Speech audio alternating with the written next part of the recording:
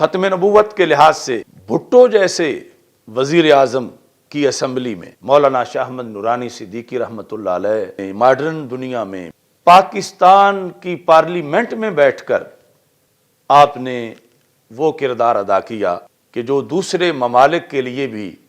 مشعل راہ بنا۔ جس وقت قادیانیوں کو غیر مسلم اقلیت قرار دینے کا مسئلہ تھا، آج ہمیں پتہ چلتا ہے کہ یہ کام کتنا مشکل کام تھا جو مولانا نورانی رحمۃ اللہ علیہ کر گئے کہ آج جن قادیانیوں کے خلاف کوئی بیان دے تو ایف آئی آر کٹ جاتی ہے، ان قادیانیوں کو غیر مسلم اقلیت قانونی طور پر قرار دلوانا اسمبلی میں بیٹھ کر امریکہ اور جو سارے اس قادیانیت کی پشت پر تھے، یہ پھر اللہ کا خاص فضل تھا کہ جو پاکستان کی سلطنت کو حاصل ہوا، اور یہ وہ جھومر ہے پارلیمنٹ کے ماتھے پر کہ جو قیامت تک انشاءاللہ شرف کا ایک تمغہ رہے گا اس پارلیمنٹ کے لیے کہ رسول پاک صلی اللہ علیہ وسلم کی عزت و ناموس کے لیے اس پارلیمنٹ نے اتنا بڑا کردار ادا کیا۔ ذوالفقار علی بھٹو نے مولانا شاہ احمد نورانی صدیقی رحمۃ اللہ علیہ سے کہا، کیونکہ ظاہر ہے کہ یہ جو نام نہاد سیاسی ہیں محض ووٹ کے مرید، ان کے نزدیک سب سے اہم چیز ووٹ ہے اور سب سے بڑی مجبوری ان کی ووٹ ہے، اور ووٹ انہوں نے ہر کسی سے لینا ہوتا ہے، اور اگر کسی بھی طبقے کو وہ ڈیمیج کرتے ہیں تو ان کا ووٹ بینک خراب ہوتا ہے۔ بھٹو نے یہ بڑی کوشش کی کہ یہ قادیانیوں کو غیر مسلم قرار دینے والی بحث اسمبلی میں نہ چھیڑی جائے۔ اس نے نورانی صاحب کو یہ باور کرانے کی کوشش کی اور قائل کرنے کی کوشش کی کہ آپ ٹھیک ہے، آپ کا ایک مسلک ہے، ایک عقیدہ ہے، ایک نظریہ ہے، تو اس کے مطابق آپ پارلیمنٹ سے باہر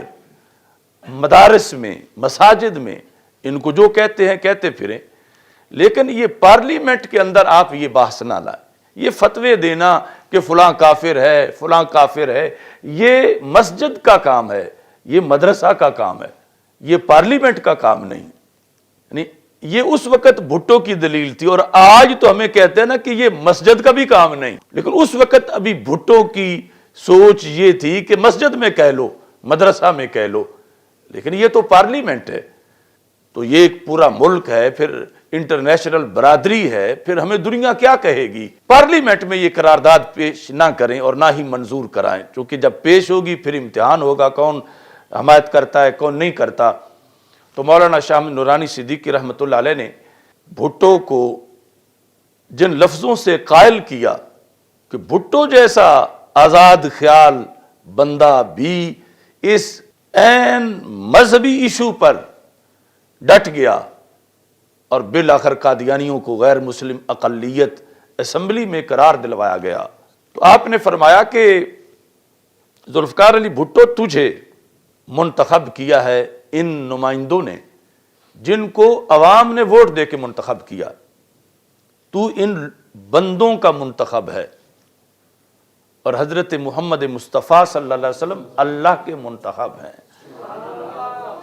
انہیں اللہ نے رسول بنایا صلی اللہ علیہ وسلم۔ تیری کرسی زمین پر ہے،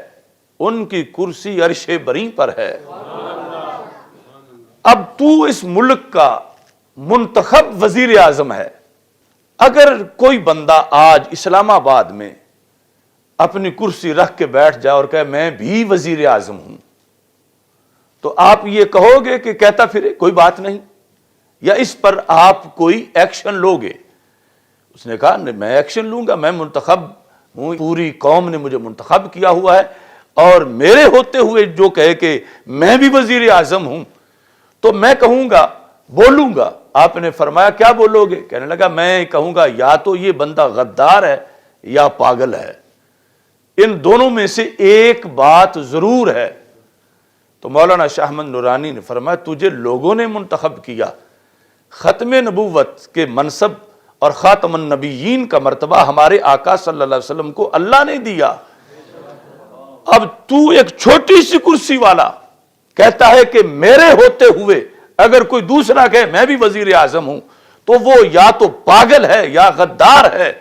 تو فرمایا ہم تو اس سے کوئی اور فتویٰ نہیں لینا چاہتے، یہی پوچھنا چاہتے ہیں کہ حضرت محمد مصطفیٰ صلی اللہ علیہ وسلم کے ہوتے ہوئے کوئی اور کہے کہ میں بھی نبی ہوں تو کم از کم اسے اتنا تو کہہ دو جتنا اپنی وزارت عظمیٰ کے لحاظ سے اپنے مخالف کو کہہ رہے ہو۔ تو اس نے کہا ہاں یہ تو میں کہوں گا